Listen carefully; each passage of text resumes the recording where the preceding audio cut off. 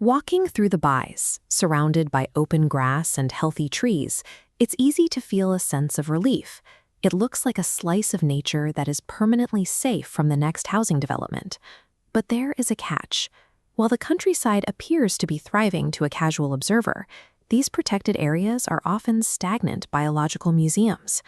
Imagine if you were legally forbidden from leaving your hometown. Even in a beautiful place like Sidmouth, if you cut off the roads and service stations connecting you to other populations, your community would eventually decline.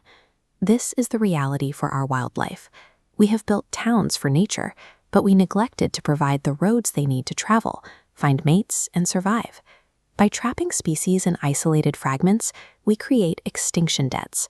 These are biological promissory notes that will eventually come due as the trapped populations fade away. Drawing a legal boundary on a map doesn't guarantee survival. It often creates a beautiful prison for the species inside. Our current system of nature reserves was born out of 1950s panic. It was a response to the massive habitat loss that occurred during the war, when the nation had to dig for victory. That pressure only increased in the following decades, as intensive farming and rapid economic rebuilding accelerated the destruction of the British landscape. The philosophy was simple: find valuable habitat, draw a line on a map, and build a fence.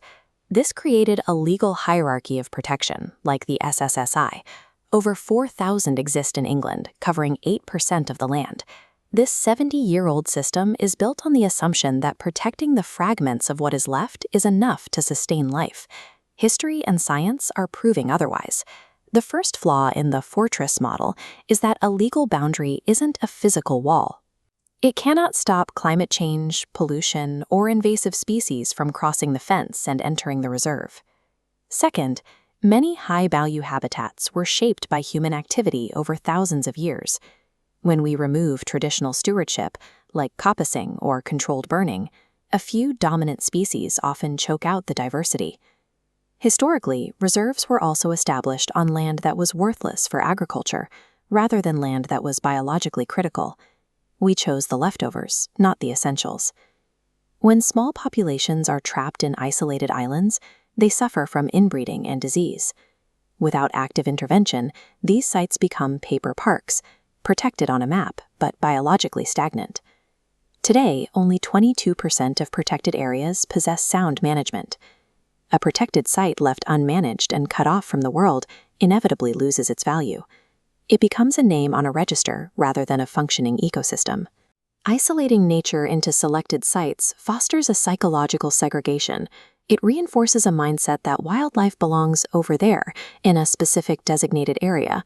This is why a badger, fox, or deer is frequently viewed as a pest the moment it enters human spaces. We have forgotten that we are part of a shared, living web. These islands give us a false sense of security. Visiting a well-managed reserve can lead to the dangerous assumption that the wider countryside is equally healthy. The limitations of the 1950s fortress model are now scientifically proven.